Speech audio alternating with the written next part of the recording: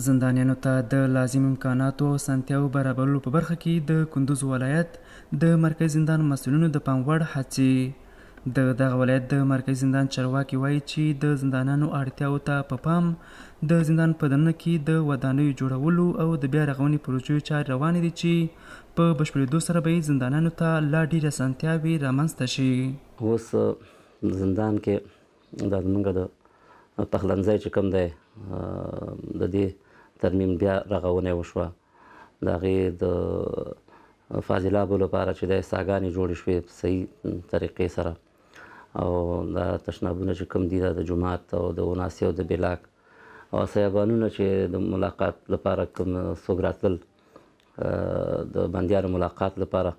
د هغې لپاره داسې چوکندي په شکل باندې فلزي سوري جوړ شول، او داسې ملاقاتونو لپاره غرفې هم جوړې شوي دي. دا د لکه د بیا رغونې چارې پکې ټول وخت لپاره جریان لري او دوام لري. بلخوا د کندوز په مرکزي زندان کې زندانیان وایي مسؤلینو د دوی ټولو اړتیاو او ستونزو ته رسیدنه کړې او پر وینا یې چې دوی سره په زندان کې ښه چلند کیږي. صنعتی هم در اینجا کارش پیش میبره، قالین بافی هم وجود داره و همچنان فلزکاری هم وجود داره و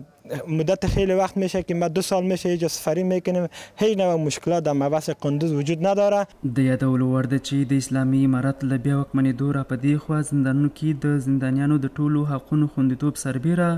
هغوی ته د لیک، لوست، ښوونې او روزنې ښه زمینه برابره شوې.